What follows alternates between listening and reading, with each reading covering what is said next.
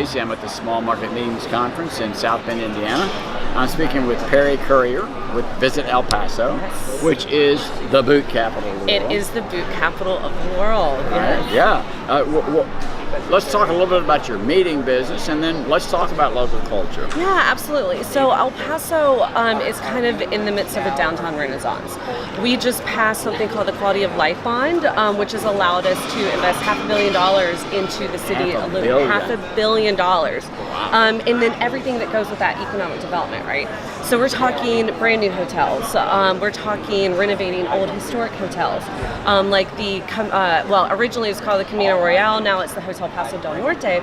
But it was built in 1912, and it still has a Tiffany's dome. Elizabeth Taylor had one of her honeymoons there, which one of them, right? Let's be honest. It's been a couple, but one of them was there. And they are putting $75 million into that property for renovation. It's going to be full service. It's absolutely stunning. And the best part is you can actually throw a rock and hit our convention center. That has 133,000 square feet and 88,000 square feet of columnless space, 17 breakout rooms, boardrooms, everything that you would need from a tier 2 city.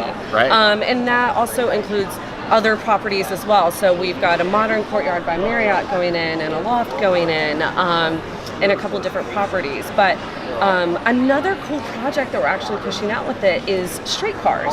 So El Paso used to actually have streetcars that would go from America to Mexico way back in the day before there was a border. Mm-hmm. And those shells, because we live in the desert, have actually been sitting out in the desert and have preserved really nicely.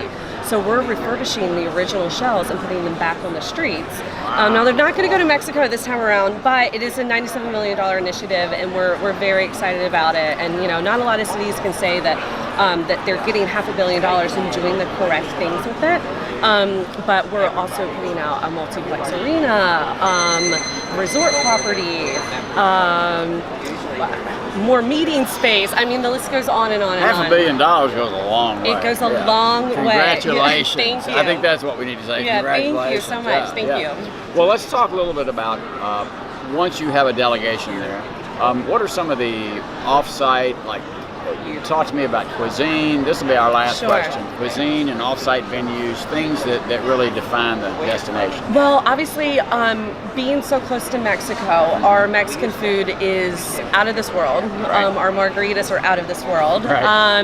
We are the margarita capital of the world and the Mexican food capital of the world. But we also, because of all the economic development that's going on, it naturally brings in more eateries, right, and more restaurants and more bars. So we're getting a little bit almost of a Austin feel to us, really.